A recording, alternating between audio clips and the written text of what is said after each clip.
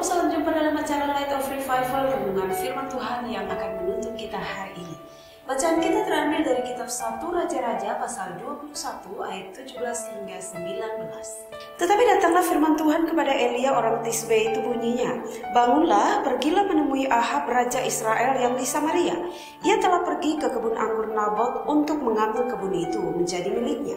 Katakanlah kepadanya demikian, beginilah firman Tuhan, engkau telah membunuh serta merampas juga. Katakan pula kepadanya, beginilah firman Tuhan, di tempat anjing telah menjilat darah Nabot, di situ jugalah anjing akan menjilat darahmu. Jangan mengingini barang sesamamu." Saudara terkasih, dari bagian firman Tuhan ini mengisahkan bahwa Raja Ahab, dia datang kepada Nabot meminta supaya Nabot menjual kebun anggurnya. Raja Ahab berjanji bahwa dia akan menggantikan dengan kebun anggur yang baru atau dia akan membelinya. Namun apa yang diinginkan oleh Raja Ahab tidak disetujui oleh Nabot. Nabot tidak mau menjual kebun anggurnya itu karena itu adalah milik pusaka dia. Setelah mendengar jawaban daripada Nabot, maka Ahab menjadi sedih. Dikatakan bahwa dia tidak mau makan, dia bersedih. Dan istrinya Isabel datang untuk menanyakan apa yang menjadi penyebabnya.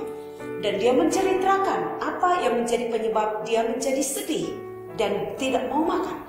Lalu tanpa sepengetahuan daripada Raja Ahab, Isabel ini melakukan sebuah rencana yang jahat. Rencananya adalah bahwa dia mengirim surat, dan di dalam suratnya itu berisi pengumuman untuk mengadakan puasa. Dan dia menganjurkan supaya Nabot berada di tempat yang terdepan dari seluruh umat Israel ketika mereka sedang ada di dalam puasa itu. Bahkan dihadirkan juga ada 2 orang yang akan memberikan kesaksian yang palsu terhadap Nabot. Dan pada akhirnya hal itu dilakukan oleh bangsa Israel. Dan bangkitlah sudah 2 orang bersila itu dan menuduhkan tuduhan yang palsu. Mereka menuduh bahwa Nabot telah menghujat Allah dan menghujat raja. Dan sebagai akibat adalah bahwa dia dilempari hingga mati. Dan kebun anggur itu pun pada akhirnya dapat dimiliki oleh Raja Ahab. Saudara terkasih, kita melihat bahwa Raja Ahab dengan bantuan istrinya melakukan suatu tindakan yang licik, tindakan yang merampas hak daripada orang lain. Dan apa yang dilakukan oleh Raja Ahab ini dikecam oleh Allah. Dan melalui Nabi Elia, Tuhan memerintahkan kepada Elia untuk menyampaikan tentang apa yang sudah dilakukan oleh Ahab dan istrinya, bahkan hukuman yang akan dialami oleh Raja Ahab.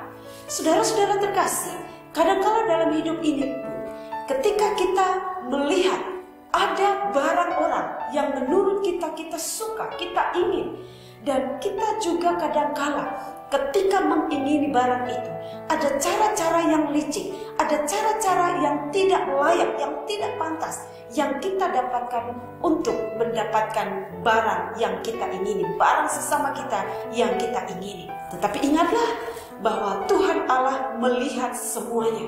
Tuhan Allah memperhatikan semuanya. Dan sebagai akibat tentu ada hukuman yang disiapkan Allah bagi kita. Karena itu berhati-hatilah. Jangan pernah kita merampas barang orang. Jangan pernah kita mengingini barang orang. Jangan pernah kita merebutnya dengan cara-cara yang tidak pantas kita lakukan dalam hidup ini.